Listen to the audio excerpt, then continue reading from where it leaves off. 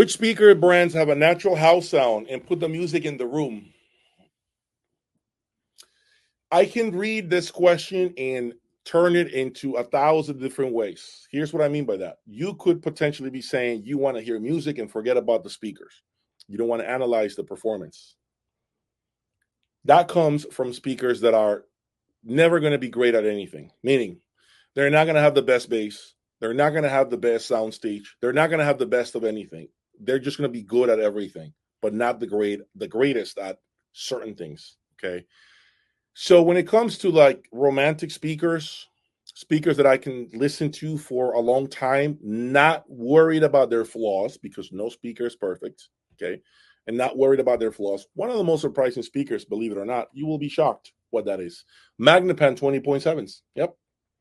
Magnapan 20.7s was a speaker that I had here, and it was a lot of fun.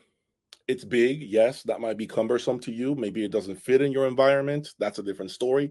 But if you're asking me for a speaker that's fun, that allows me to enjoy and be like, wow, this is cool, I think Magnapan, the big panels, 20.7s, if you can afford them, do that.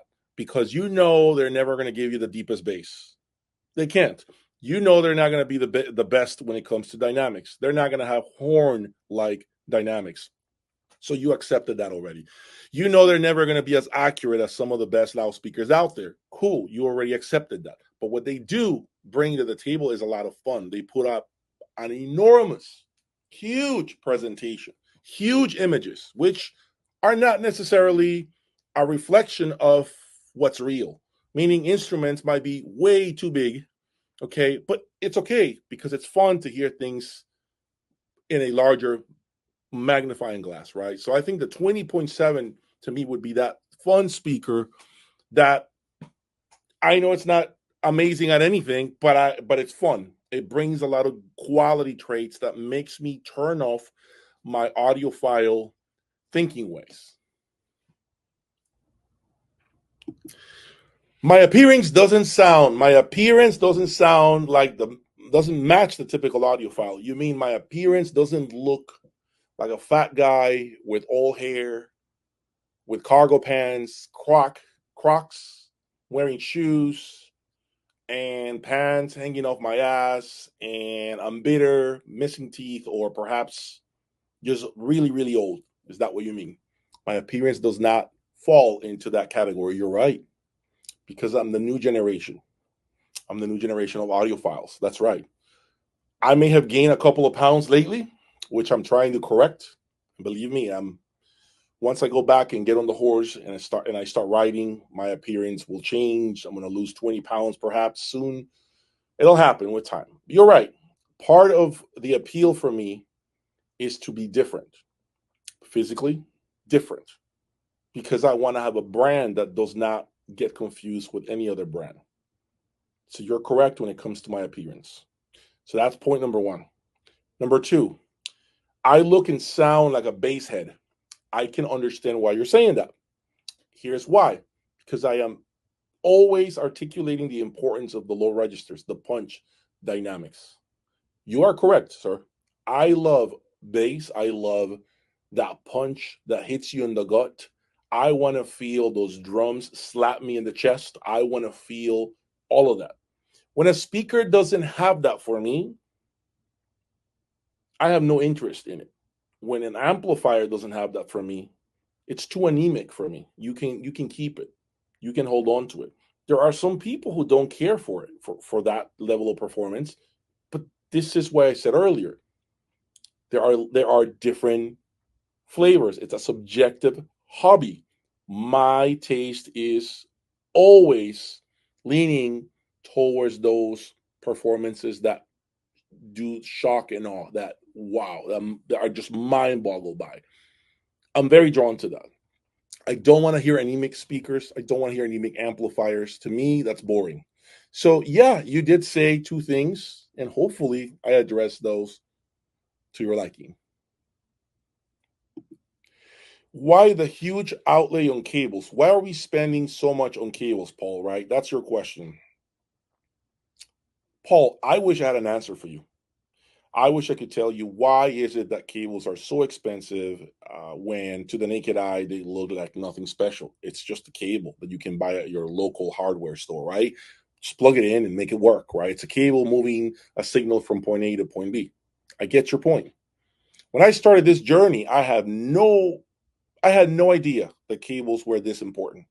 I was using regular cables, regular power cords into the wall. I was using anything that I can get my hands on that was cheap, only to find out throughout my journey that cables make a significant improvement in the performance of your system or my system. Okay, cables are not to be overlooked by anyone. Cables tend to be a conversation that many people are very passionate about. Many debates online as far as the placebo effect. If you blindfold someone and don't tell them you change the cables, they should never be able to hear a difference when you change cables if they're not looking, right? That's the feeling. But I can tell you this, if you remove my cables from my system and you put your cables in my system and you blindfolded me, I promise you I will be able to tell you that something changed. Now, am I going to be able to say 100% of the time, this is my cable and that's your cable? No, not 100% of the time, because maybe all you did was remove one power cord and put a stock power cord into my system. And I may hear a change, but I won't be able to tell you if you just removed it and put a stock power cord on my DAC and or my amplifier or where in the system you change the power cord, right? But there is a change. Something changes when you put quality cables. Now, prices, I agree with you. I'm with you, Paul. Crazy. $10,000 for a power cord? It's crazy. I agree 100% with you. Why are power cords 15K? I heard there are power cords that are $60,000. 60,000. I would never buy that. I would never buy a power cord that's $60,000. Never. That's a car. That's a home in some countries. It makes no sense. So, if you want my honest opinion as to why that is, I'm going to say it's because there's always someone out there who buys them. The Asian market, Asians, and if you're watching me and you are in Asia, okay, there's something I need to tell you. Part of the reason why a lot of these top end brands, and I'm not going to mention what they are, you know what they are. I'm not going to call them out. Part of the reason why they build expensive cables, amplifiers, preamplifiers, DACs, is because of you, Asian buyers with a lot of money.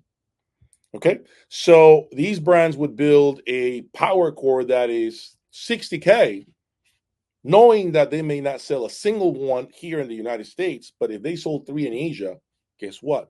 That project is a success because that's $180,000. They made their money. And so this is why the ultra high end is getting ridiculous, including cables, because there are many people, especially in Asia, with deep pockets who don't mind spending $300,000 on cables. That's the reality. And that's why the ultra high end will continue to exist.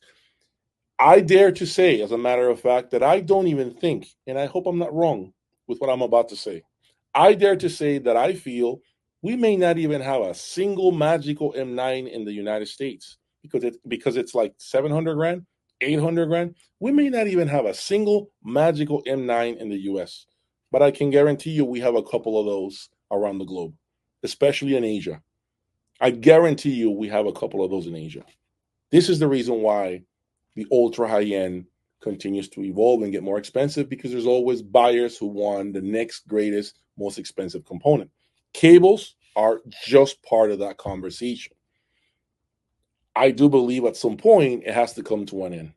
And it came to an end for me when I removed myself from spending tons of money on expensive cables, and I took on this new cable line, Authentic Audio Image, which is it's probably 30% of the price point of some of these most notorious cable brands that we see here in the US. I'm not going to name them. You know what they are. And so I am happy spending less money with my cable lines, and I don't care to know if there's another cable brand that sounds better. You're not going to catch me spending hundreds of thousands of dollars on cables. Just not going to be me.